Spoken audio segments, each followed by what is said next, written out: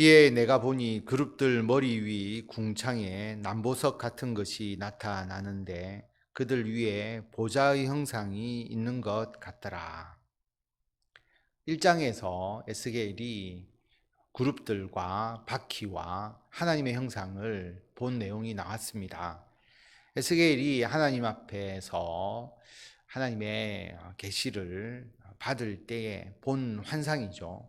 그 환상을 다시 똑같이 보게 됩니다. 대신에 이번에는 하나님의 영광이 성전을 떠나시는 장면을 보는 가운데서 그룹들과 바퀴와 하나님의 형상을 보게 되는 것이거든요. 내용은 완전히 의미가 다르지만 보던 형상의 모습은 그룹과 바퀴와 하나님의 형상을 보는 거니까 내용은 같습니다. 그래서 1장을 읽으신 분들은 쉽게 넘어갈 수 있고 1장을 읽지 않은 분들은 좀 생소하게 느껴질 수도 있을 것입니다. 그러나 1장을 우리가 보았기 때문에 빨리 내용을 지나가도록 그렇게 하겠습니다. 그룹들의 머리 위에 궁창이 있죠. 그 궁창에 남보석 같이 아름다운 그 곳에 보좌의 형상이 있다. 이 보좌는 하나님의 보좌를 말합니다. 2절에 보면 하나님이 가는 배 옷을 입은 사람에게 말씀하여 이르시되 너는 구름 밑에 있는 바퀴 사이로 들어가 그 속에서 숯불을 두 손에 가득히 움켜 가지고 성읍 위에 흩으라 하시매 그가 내 목전에서 들어가더라. 가는 베옷을 입은 사람은 9장에 나왔었죠. 서기관의 먹그릇을 허리에 차고 하나님의 말씀에 순종하는 자, 예루살렘의 죄악에 대해서 애통해 하는 자의 이마에 표시를 한 천사입니다. 가는 베옷을 입은 그 천사에게 하나님께서 그룹 밑에 있는 바퀴 사이로 들어가라. 그룹은 1장에서는 생물이라고 표현이 되어 있었죠. 그룹 밑에 있는 바퀴는 앞에서도 말씀을 드렸지만 그룹 또는 생물의 몸의 일부분일 수도 있고요. 그리고 같이 연동되어서 움직이는 영적인 존재일 수도 있습니다. 그 바퀴 사이로 들어가서 그 속에서 숯불을 두 손에 가득히 움켜가지고 성읍 위에 흩으라라고 말씀합니다. 이 숯불이라고 하는 것, 불의와 죄악에 대한 하나님의 심판의 도구를 상징을 하죠.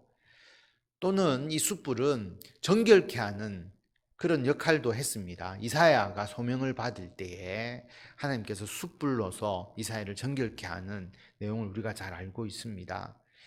심판을 하는 것도 정결하게 하는 거죠.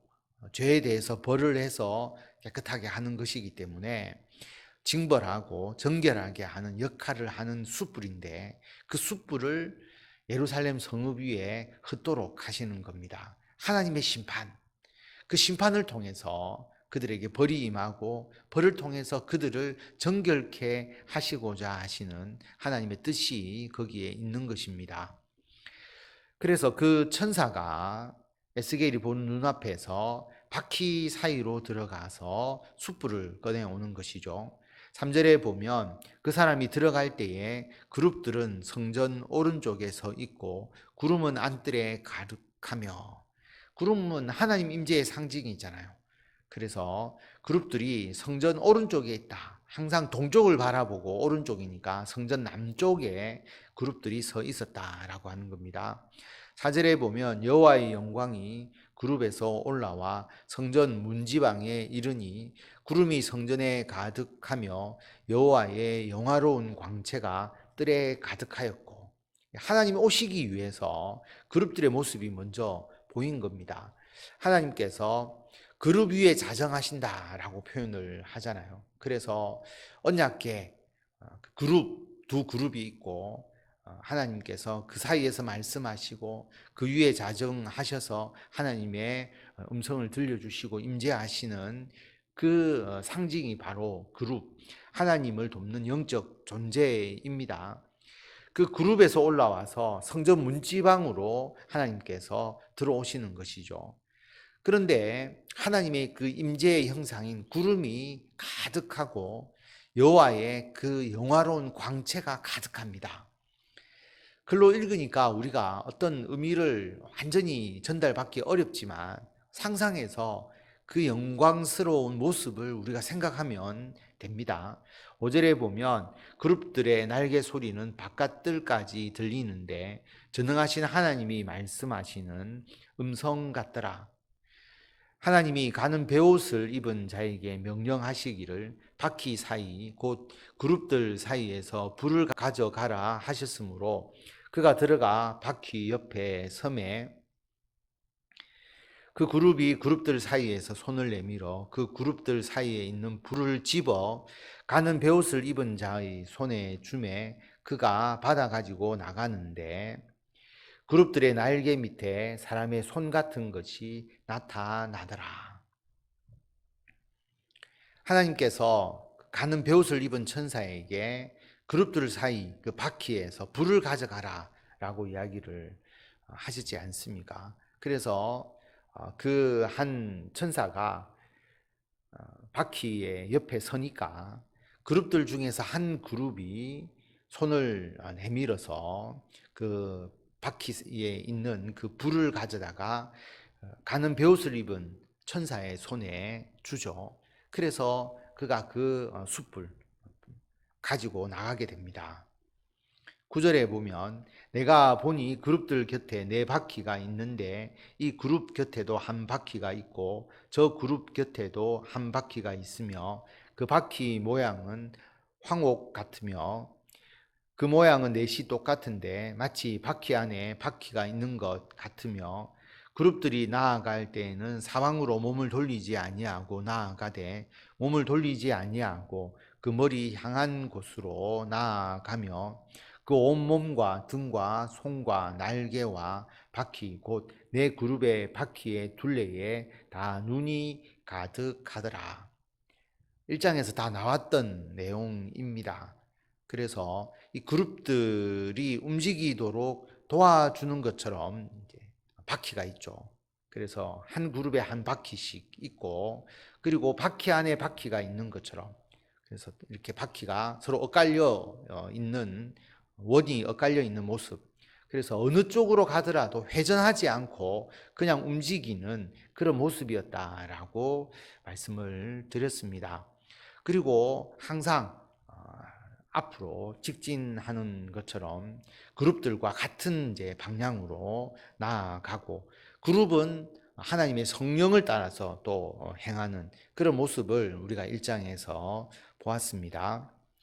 13절에 보면 내가 들으니 그 바퀴들을 도는 것이라 부르며 이 말씀은 각주가 있는 성경을 보면 바퀴들에게 돌라 라고 명령하는 것으로도 해석될 수가 있습니다.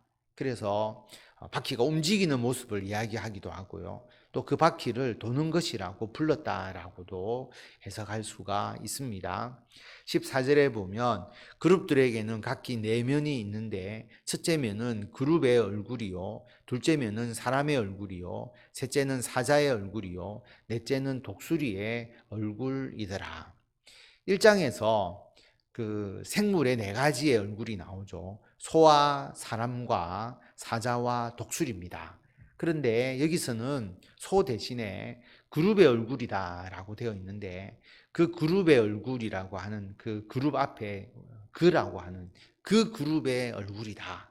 어떤 그룹이냐면 아까 숯불을 전해준 그룹을 의미하는 것이죠. 그래서 소의 얼굴 대신에 숯불을 가져다 준 그 그룹의 얼굴이다라고 대신 표현되어 있는 것이 차이가 있습니다.